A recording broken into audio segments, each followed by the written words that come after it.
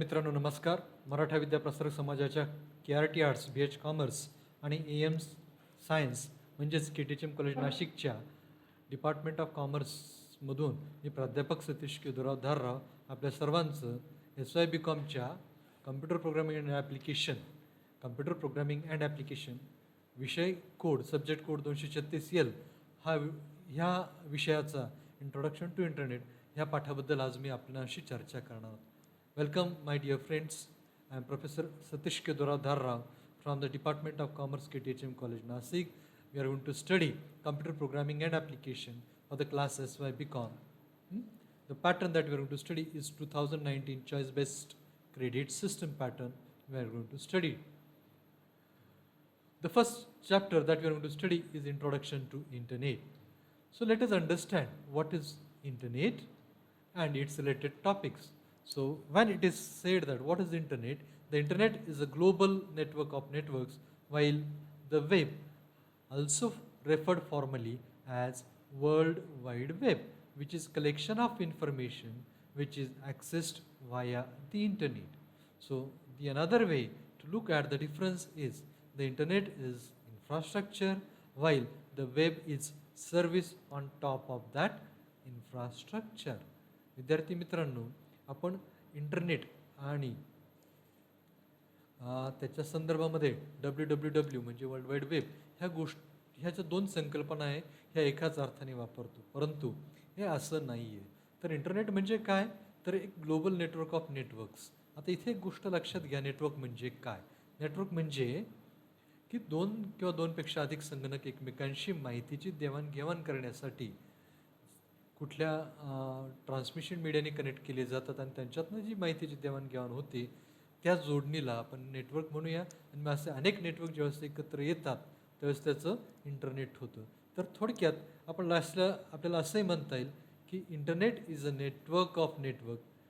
आणि मी आत्ताच तुम्हाला सांगितलं होतं की the internet is a global network of networks, whereas World Wide Web is a collection of information which is accessed via internet.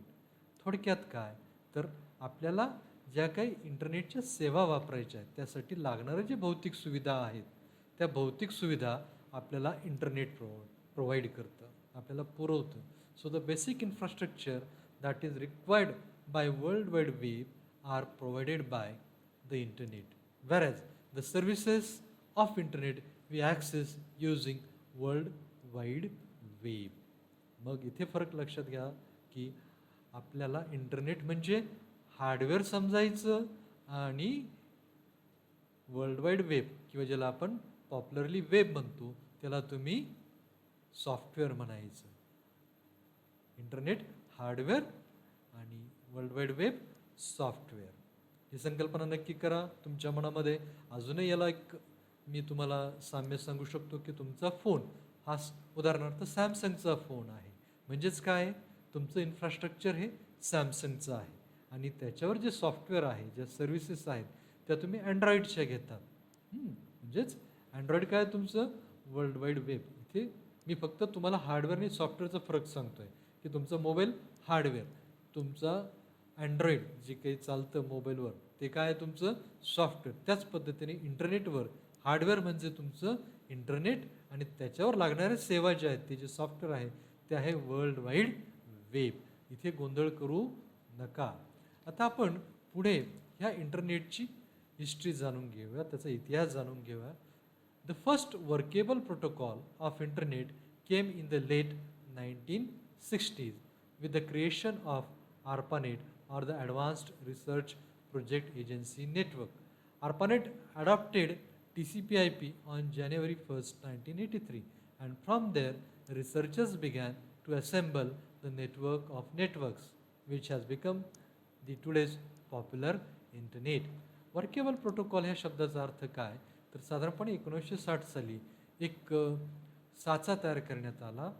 त्या साच्याला आपण प्रोटोटाईप म्हणूया आणि तो 1960 साली अमेरिकेमध्ये तयार करण्यात आला, जो advance research project agency network ARPANETच्या माध्यमातून करण्यात आला.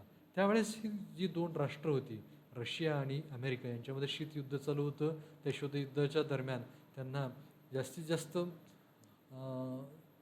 शस्त्रास्त्रे आणि प्रगती करायची होती. मग त्यावेळेस माहितीची जलद देवाणघेवाण हे एक बॉटलनेक ठरत होतं आणि ती जी काही अडचण आहे, तो जो बॅरियर आहे, त्यांनी तो हा इंटरनेटच्या माध्यमातून, ARPANETच्या माध्यमातून सोडवला. ह्या इंटरनेटच्या माध्यमातून माहितीची जलद आणि सुरक्षित देवाणघेवाण होऊ शकली. त्यामुळे त्यांचा जो काही रिसर्चचं काम होतं, तो रिसर्चचा जो प्रोग्राम होता, तो खूप जलद गतीने व्हायला लागला आणि तिथून ही इंटरनेटची सुरुवात झाली. So that is history of internet. That the history of internet belongs to the development of ARPANET, which is Advanced Research Project Agency Network, which was handed over to the modern internet in 1983.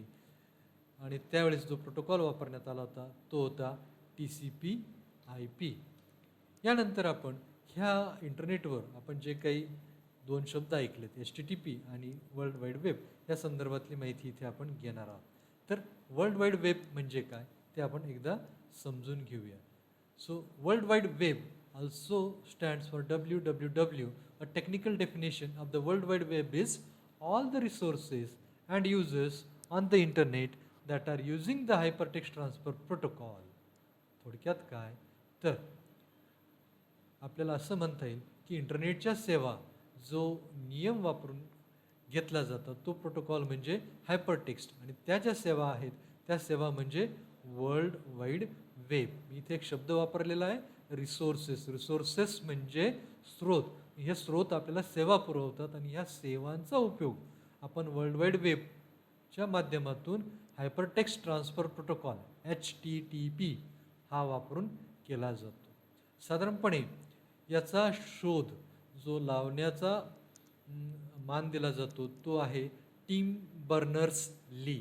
त्यांनी हे world Wide web कन्सॉर्टियम, ज्याला आता W3C असं म्हटलं जातं. साधारणपणे the world Wide web is the universe of network accessible information and embodiment of human knowledge. तर साधारणपणे आपल्याला असं म्हणता येईल की वर्ल्ड वाईड वेबवर आपल्याला जी मनुष्य माहिती जी आहे, मनुष्यनिर्मित जी माहिती आहे, त्या सगळ्यांचा जो विश्वकोश आहे तो आपल्याला नेटवर्कच्या माध्यमातून वर्ल्ड वाईड वेब उपलब्ध करून देत असतं. पुढे जाऊन असे म्हणता येईल इंग्लिशमध्ये, the world Wide web is a way of exchanging information between computers on the internet, tying them together into a vast collection of interactive multimedia resources. तर ह्या इंटरनेटचा जो उगम झाला त्या उगमामध्ये त्याच्यावरच्या ज्या सेवा पुरवण्यात आल्या त्या सेवांमुळे त्याची पुढे प्रगती झाली आणि ह्या प्रगतीमध्ये सगळ्यात महत्त्वाचा हात जो आहे तो आहे वर्ल्ड वाईड वेब. आणि ह्या वर्ल्ड वाईड वेब म्हणजे काय तर ह्या वर्ल्ड वाईड वेबच्या माध्यमातून माहितीची देवाणघेवाण करण्यात येत आहे, ज्यामुळे जे मनुष्य ज्ञान आहे त्याचा अतिशय मोठा साठा, मोठं भंडार, खूप सारे स्रोत आपल्याला मल्टीमीडियाच्या माध्यमातून ह्या वर्ल्ड वाईड वेबने आपल्याला पुरवून दिलेले आहेत. Internet and web is not the same thing. Web uses internet to pass over the information. तर पुन्हा एकदा सांगतो की आपल्याला इंटरनेट म्हणजे फक्त इन्फ्रास्ट्रक्चर, भौतिक सुविधांचं जाळं. त्या जाळं वापरण्यासाठी, त्या सेवा वापरण्यासाठी आपल्याला जे लागतं ते आहे वर्ल्ड वाईड वेब, किंवा ज्याला आता पॉप्युलरली वेब असं म्हटलं जातं. त्याच्यानंतर आपल्याला ह्या सुविधा वापरण्यासाठी काहीतरी नियम पाळावे लागणार, कारण इंटरनेटवर विविध प्रकारचे संगणक असणार आहेत, विविध प्रकारच्या त्यांच्या आज्ञाप्रणाली म्हणजे ऑपरेटिंग सिस्टीम्स असणार, आणि मग त्यांच्यामध्ये देवाणघेवाण करण्यामध्ये कुठल्या प्रकारचा बॅरियर नसावा, बॉटलनेक नसावी, अडचण नसावी, त्याकरिता एक नियम तयार करण्यात आला. त्या नियमाला आपण इथे HTTP असे म्हणूया. HTTP हा एक प्रोटोकॉल आहे आणि HTTPचं पूर्ण रूप जे आहे ते आहे हायपरटेक्स्ट ट्रान्सफर प्रोटोकॉल. प्रोटोकॉलचा अर्थ नियम. हायपर टेक्स्ट म्हणजे तुम्ही बघा वेबसाईटवर तुम्ही जेव्हा कुठलाही सर्च करत असतात तर तुम्ही काही अक्षरांवर क्लिक केलं की तुम्हाला तो नवीन स्रोतावर घेऊन जातो, तो म्हणजे हायपरटेक्स्ट, आणि तिथून तुम्हाला त्या वेगळ्या स्रोतावर तो घेऊन जातो, म्हणून त्याला आपण हायपरटेक्स्ट ट्रान्सफर प्रोटोकॉल असतो. तर मित्रांनो आपण पुढे बघूया हे जे स्रोत आहेत हे आपण कशाच्या माध्यमातून वापरू शकतो आणि ते वापरण्यासाठी आपल्याला जे लागतं ते आहे वेबसाईट. मग ह्या वेबसाईट म्हणजे काय हे आपण जाणून घेऊया अगोदर. Website is also written as a website which is a collection of web pages and related content that is identify by a common domain name and published on at least on one web server. There are also private websites that can only be accessed on a private network, such as companies' internal websites for its employees. बघा विद्यार्थी मित्रांनो, मी आता जे सांगितलं त्याचा अर्थ असा आहे की वेबसाईटला साधारणपणे वेबसाईट असं म्हणण्याचं कारण म्हणजे त्याच्यामध्ये असणारी त्याची वेब पेजेस. इंटरनेटसाठी जी काही माहिती लिहिली जाते ती माहिती वेब पेजेसच्या फॉर्ममध्ये लिहिली जाते, वेब पेजेसच्या स्वरूपामध्ये लिहिली जाते आणि त्याच्यासाठी HTML, PHP वगैरे सारखे आपण असं म्हणूया लँग्वेजेस वापरली जातात. तुर्तास तुम्ही स्क्रिप्टिंग आणि लँग्वेजेसचा फरक तुम्हाला कळणार नाही म्हणून मी त्याबद्दल जास्त चर्चा इथे करत नाही. तुर्तास फक्त लक्षात ठेवा की वेब पेजेस हे HTML आणि जावास्क्रिप्ट वगैरे सारख्या गोष्टी वापरून तयार केले जातात आणि ते जे वेब पेजेस जे आहेत, जी माहिती इंटरनेटवर दिसते ती आपण त्याच्या नावाने ओळखतो, त्याला आपण डोमेन म्हणूया. उदाहरणार्थ आपलं कॉलेज आहे KTHM college.ac.in. आपल्या कॉलेज आपण वेबसाईटवर कशाने ओळखणार आहोत तर आपण ते KTHM college.ac.in इथे आपलं जे कॉलेज आहे ते अकॅडमिक्स प्रकारातलं आहे म्हणून त्याला आपण एक्सटेन्शन .ac आहे आणि .in हे त्याचं जॉग्राफिकल आपण असं म्हणूया ओळख आहे. It's geographical identity. उदाहरणार्थ तुम्ही PK सॉंग्स म्हणून जिथे तुम्ही गाणे डाउनलोड करतात ती पाकिस्तानची वेबसाईट आहे म्हणून मग PK त्याच्यामध्ये .pk असतं बघा शेवटी. तर विद्यार्थी मित्रांनो, इंटरनेटवर आपल्याला वर्ल्ड वाईड वेबच्या माध्यमातून जी माहिती दिसते त्यांना आपण वेब पेजेस म्हणतो. ही सगळी माहिती ज्या ठिकाणी एकत्र केली जाते त्या स्रोताला आपण वेबसाईट म्हणतो. त्या स्रोताचं जे नाव आहे त्या नावाला आपण त्याचं डोमेन नेम म्हणतो. उदाहरणार्थ मी सांगितलं KTHM कॉलेज. KTHM कॉलेजची जे काही माहिती आहे ती ज्या वेब पेजेसमध्ये लिहिलेले ते वेब पेजेस एका स्रोतामध्ये एका सर्व्हरवर साठवलेले आहे. त्या सर्व्हरला आपण एक नाव देऊया, डोमेन नाव देऊया. ते डोमेन नेम म्हणजे KTHM कॉलेज आणि हे जे डोमेन आहे हे अकॅडमिक्स म्हणजे शैक्षणिक प्रकारचं आहे म्हणून आपण त्याला एक्सटेन्शन असतं .ac आणि हे भारतातलं आहे म्हणून त्याचं जॉग्राफिकल आयडेंटिटी ही .in म्हणून KTHM college.ac.in असं आपल्या कॉलेजचं आपण नाव घेतो. तर साधारणपणे ह्या वेबसाईटमध्ये वेब पेजेस असतात आणि ही वेब पेजेस वेब सर्व्हरवर साठवली असतात. ह्या वेब सर्व्हरवर अनेक वेबसाईट्स साठवलेल्या असतात आणि ह्या वेबसाईटला एका विशिष्ट नावाने ओळख दिली जाते आणि ती नाव म्हणजे त्याचं डोमेन नेम. ही नावं ही युनिक असतात. युनिक म्हणजे एकच एक, त्याच्यामध्ये कुठल्याही प्रकारचं डुप्लिकेशन होऊ शकत नाही. तुम्ही जर म्हटलात की नाही मला आता KTHM कॉलेज नावाचीच वेबसाईट आणि हेच सगळं डिटेल्स वापरून जर पाहिजे असेल तर ती तुम्हाला मिळू शकणार नाही. कारण त्याने काय होणार की गोंधळ होणार आहे. KTHM कॉलेज तुमचं की आमचं आणि म्हणून मग एकाच एक प्रत्येक स्रोताला नाव दिलं जातं, गोंधळ टाळला जातो. So there are also private websites that can only be accessed on private network. तर दोन प्रकारचे वेबसाईट्स आहेत, पब्लिक वेबसाईट आणि प्रायव्हेट वेबसाईट्स. पब्लिक वेबसाईट ह्या संपूर्ण जगासाठी खुल्या असतात तर प्रायव्हेट वेबसाईट ह्या त्या समूहाकरता असतात. उदाहरणार्थ एखादी मोठी कंपनी आहे, त्या मोठ्या कंपनीमध्ये त्यांच्यामध्ये माहितीची देवाणघेवाण करण्यासाठी ती त्यांची वैयक्तिक प्रायव्हेट अशी वेबसाईट तयार करून ती वापरामध्ये आणू शकतात. So this is all about you should understand what is website. So website, you can say it is a collection of web pages. Web pages are stored in a source called as web server. These web servers can host multiple websites. Every website is identified by its domain name. This domain name is unique. It is one and only one in order to avoid confusion between the two people having the same website. That is why they are been assigned a unique name. So this was all about websites. One more thing that you should know about websites, that these websites, they are of the two type, public websites and private websites. Public websites are available to the whole world outside, whereas private websites, they are only available to the concerned company. So there are certain companies, they are having their own private websites for speeding communication. Let us understand that what are the different types of websites. By in general, there are 12 types of most popular types of websites you will see around the web, whereas there are some overlap between the different categories. In general, each type of website has certain goals to achieve and its own set of practices. Which one will be your website? So there are different types of websites, and these websites are classified into 12 popular websites.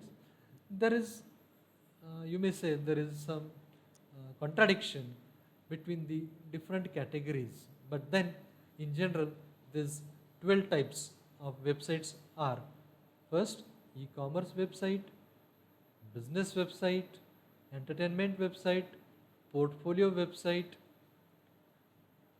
media website, brochure website, non-profit website, education website, infopreneur website, personal website, web portals, wiki or community forum websites. So these are the 12 types of websites.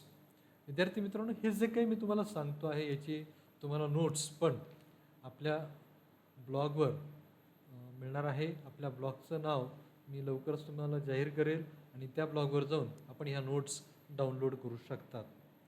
पुढे ह्या websites आपल्याला वापरायच्या असतील तर त्याच्यासाठी आपल्याला जे tool लागतं त्याला वेब सर्वर असे म्हणतात. आणि हे वेब सर्वर जे आहे, वेब ब्राउझर रादर, हे वेब ब्राउझर काय करतं तर आपण HTML मध्ये जी काही वेब पेजेस लिहिलेली आहेत, ती जी वेब सर्वरवर स्टोअर केलेली आहे, ती आपण इंटरनेटचं भौतिक जाळं वापरून वर्ल्ड वाईड वेबच्या सुविधा घेऊन ब्राउझरवर आपण ती वेब पेजेस बघू शकतो. आणि ही जी वेब ब्राउझर्स आहेत, ही वेब ब्राउझर्स आपल्याला वेगवेगळ्या प्रकारच्या माहित्या ॲप्लिकेशन्स वापरण्यासाठी देत असते. मग त्या ॲप्लिकेशन्स असू शकतील इंटरनेटवर असलेला ईमेल, त्याच्यानंतर तुम्हाला त्याच्यामध्ये असणार आहे पीअर टू पीअर सर्व्हिसेस, नंतर वेब ब्राउझिंग. आणि ह्या बेसिक सर्व्हिसेस वापरून तुम्ही आपलं इंटरनेटवरचं काम करू शकतात. Remember students, the basic application of internet. The internet has many important applications.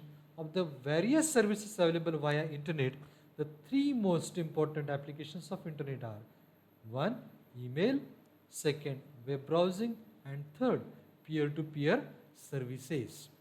Email is also known as electronic mail. It is the most widely used and successful of internet applications. Then, to avail these services, we need a tool called as web browsers. What does this web browser do? This web browser converts what the programmer understands, what the program has been written, into what a machine can display or what a machine can produce. So what if you are a programmer, you are writing a program for your website, and if you want it to be published, then you are going to write it in HTML. And these HTML programs, if they have to be viewed using internet and world wide web, the tool that you will need is web browser. विद्यार्थी मित्रांनो, इंटरनेटच्या आणि world wide वेबच्या तुम्हाला सुविधा जर का वापरायची असेल तर तुमच्याकडे वेब ब्राउझर हे टूल, हे हत्यार, हे अवजार असणं आवश्यक आहे. वेगवेगळ्या प्रकारचे वेब ब्राउझर्स बाजारामध्ये उपलब्ध आहेत. या वेब ब्राउझर्सच्या माध्यमातून HTML मध्ये तयार केलेली वेब पेजेस तुम्ही HTTPच्या माध्यमातून वापरतात. म्हणून बघा, बऱ्याच वेबसाईटवर, प्रत्येक वेबसाईटवर तुम्हाला काय नाव दिसतं? http://www domain name followed by त्या वेब पेजचं नाव. आणि हे सगळं तुम्हाला उपलब्ध करून देतं ते आहे तुमचं web browser. It is also sed as a browser. It is a software application for accessing information on the world wide web. When a user requests a web page from a particular website, the web browsers retrieves the necessary content from a web server and then displays the page on the user's device. आपण जेव्हा इंटरनेटवर काही माहिती शोधत असतो तर ती माहिती शोधण्यासाठी आपल्याला ब्राउझरची गरज लागते. मग ब्राउझरवर आपल्याला एक सर्च इंजिन वापरावं लागतं. त्या सर्च इंजिनवर आपल्याला जी माहिती शोधायची आहे त्याचे आपण कीवर्ड्स टाकतो आणि त्या कीवर्ड्सच्या अनुषंगाने आपल्याला सर्च इंजिनच्या माध्यमातून वेब ब्राउझर्स ती माहिती आपल्यापर्यंत पोहोचवत असतात. आता इथे एक शब्द आला, सर्च इंजिन. इंटरनेट हे खूप मोठं माहितीचं महाजाल आहे आणि या महाजालातनं आपल्याला माहिती शोधून काढायची आहे. ते सोपं काम नाही आणि मग ते सोपं करण्यासाठी एक नवीन संकल्पना आली, that is search engine. World Wide Web is a large storage of human information, human knowledge, and if you need to get some information from this knowledge, from this vast source, you'll need search engine. Now, what is this search engine? A web search engine or internet search engine is a software system that is designed to carry out web search. बघा, तुम्ही इंटरनेटवर Google वापरतात, तुम्ही Yahoo वापरतात, तुम्ही Bing वापरतात. ही सर्व search इंजिनची उदाहरणं आहेत. गुगल क्रोम आणि गूगल ह्या दोन गोष्टी आहेत. गुगल क्रोम हा वेब ब्राउझर आहे आणि गूगल हे सर्च इंजिन आहे. इंटरनेट एक्सप्लोरर हे वेब ब्राउझर आहे आणि बिंग हे त्याचं सर्च इंजिन आहे. याहू हे काय आहे? सर्च इंजिन आहे. आपण वेगवेगळ्या प्रकारचे ब्राउझर्स बघूयात. त्या ब्राउझर्सची नावं जर घेतली तर साधारणपणे तुम्हाला Google Chrome, safari, Mozilla Firefox, त्याच्यानंतर मागे अनेक ब्राउझर्स बाजारामध्ये आली होती. परंतु साधारणपणे आपल्याला माहिती असायला पाहिजे, आपल्याला माहिती असायला पाहिजे ते म्हणजे इंटरनेट एक्सप्लोरर, त्याच्यानंतर मोझिला फायरफॉक्स, त्याच्यानंतर विद्यार्थी मित्रांनो, आपण वरील चर्चेनंतर आपल्या लक्षात असं आलं असेल की आपल्याला इंटरनेटवर काय मिळतं तर आपल्याला भौतिक सुविधांचं जाळं मिळतं. ते जाळं वापरून आपण इंटरनेटवरील ज्या सुविधा आहेत आपण त्या वर्ल्ड वाईड वेब आणि HTTPच्या माध्यमातून मिळवत असतो. पण ते मिळवण्यासाठी आपल्याला जे अवजार लागतं ते अवजार म्हणजे वेब ब्राउझर. आणि ह्या वेब ब्राउझरमध्ये आपल्याला माहिती शोधायची असेल तर त्यासाठी लागतं आपल्याला सर्च इंजिन. तर ह्या सगळ्या गोष्टींची चर्चा आपण केलीच होती. पुन्हा त्याच्यामध्ये मी इंग्रजीमध्ये सांगायचं ठरलं तर internet provides you with the infrastructure for searching the resources present on internet and to avail this services you need the service of World Wide Web. For World Wide Web, the tool that is required is a web browser, and web browser allows you to search through web pages using search engine. So the popular browsers that are available on internet are Mozilla Firefox, Internet Explorer, Google Chrome. But please, my dear students, don't mix a browser with a search engine. Browser just displays the web content, whereas search engine search out the information. The function of search engine is to index the vast sources present on internet, so that by using this index, that particular data using some keywords can be searched. So search engine popular examples are Google, then the another example is Yahoo, Bing, and many more others are there. But for the time being, you just remember popular examples of web browsers: Google Chrome, Mozilla Firefox, Internet Explorer. And the popular examples of search engine are Google, second is Bing, and third is Yahoo. You take this as an assignment to find out further more examples of browsers and search engine. So once we are okay with this concept, then we'll move to the application important. विद्यार्थी मित्रांनो, आपल्या हातामध्ये इंटरनेटने खूप powerful tool किंवा एक खूप powerful अवजार तुमच्याकडे दिलेला आहे. आणि हे अवजार वापरत असताना तुम्हाला काही सामाजिक भान राखायचं आहे आणि ते सामाजिक भान जे आहे ते तुम्हाला सायबर एथिक्सच्या माध्यमातून शिकता येणार आहे. थोडक्यात सांगायचं जर ठरलं तर सायबर एथिक्स म्हणजे इंटरनेटच्या जगतामध्ये आपण त्या इंटरनेटच्या समाजामध्ये कशा पद्धतीने वागायचं आहे, कशा पद्धतीने आपलं बिहेवियर असलं पाहिजे याचा जो अभ्यास आहे तो अभ्यास म्हणजे सायबर एथिक्स. या सायबर एथिक्सचं जर इंग्रजीमध्ये आपण व्याख्या बघितली त्याची, so cyber ethics is the study of ethics pertaining to computers covering user behaviour and what computers are programming to do and how this affect individuals and society.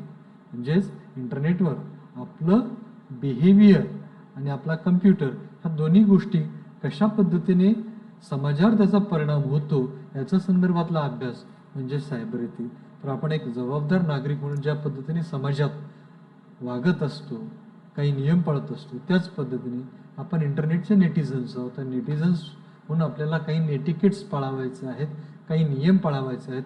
ते नियम म्हणजे सायबर एथिक्स. तर रिस्पॉन्सिबल बिहेवियर्स ऑन इंटरनेट जर म्हणायचं ठरलं तर त्यामध्ये cyber ethics concerns to the code of responsible behaviour on the internet.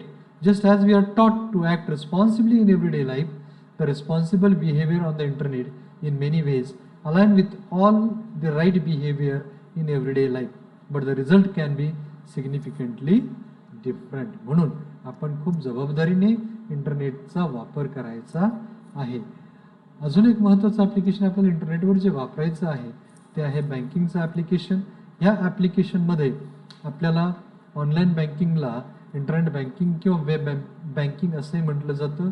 याच्यामध्ये इलेक्ट्रॉनिक पेमेंट सिस्टीम असते की ज्याच्या माध्यमातून ग्राहक हा आपल्या बँकेशी किंवा आपल्या वित्तीय संस्थेशी वेगवेगळ्या प्रकारच्या आर्थिक देवाणघेवाण करत असतो त्या कंपनीची किंवा त्या समूहाची वेबसाईट वापरून.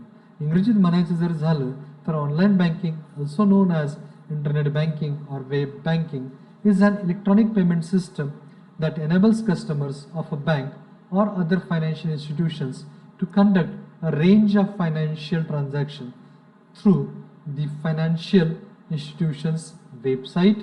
The online banking system will typically connect to or be a part of the core banking system operated by a bank and is in contrast to branch banking, which was the traditional way customers accessed banking services. Dear students, remember here one important thing, that we are going to carry out our banking services, banking transactions with the organization using its website, and these websites are going to connect you to the bank. But let us understand what was the traditional thing. In traditional approach, the banks were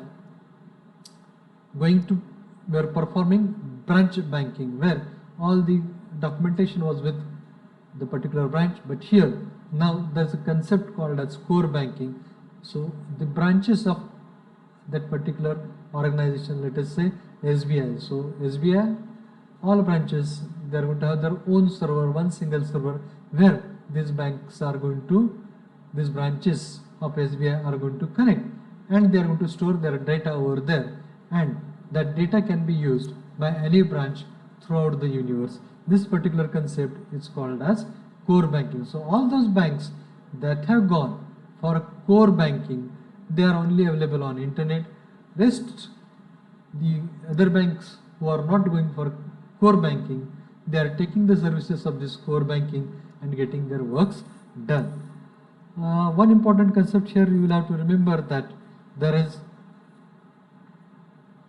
one more type of bank called as direct bank or virtual bank, and this bank does all their banking transaction over internet. You don't have to go physically on to the bank and get your work done. So विद्यार्थी मित्रांनो, इथे आपण बघितलं की online बँकिंगसाठी आपल्याला आपली जी branch आहे ती कोर बँकिंगचा भाग असली पाहिजे. मग त्या कोर बँकिंगच्या साहाय्याने आपण त्या बँकेच्या वेबसाईट थ्रू आपण आपले बँकिंग ट्रान्झॅक्शन घडवून आणू शकू. दुसऱ्या प्रकारची एक बँक आहे ती आहे डायरेक्ट बँक. या डायरेक्ट बँक म्हणजेच व्हर्च्युअल बँक असतात की ज्या इंटरनेटच्या माध्यमातून सगळं संचलन होत असतं. तुम्हाला वैयक्तिक व्यक्तिशः बँकेत जायची गरज नाही. तर इथे आपण हा पाठ संपला आपला. इथे जर का समरी करायची ठरली तर let us summarise the things that in this particular lesson we have studied what is internet, second what is we have studied what is web, we have understood the difference between internet and web. If I have to summarize here what is the difference between internet and web, then internet is a physical resources and web is the software that allows you to access these resources. To use these resources you need web browsers and search engine. Web browsers are the tools that allows you to view web pages, browse through web pages, and search engine is a tool that allows you to search for information from this voluminous world of internet. In order to behave properly so that no one is offended in this internet community, we have to follow some rules, some protocols. These rules or protocols we call them as cyber ethics. So for the time being, dear students, we'll stop here. We'll meet again in our next session. Till then, goodbye. Jai Hind.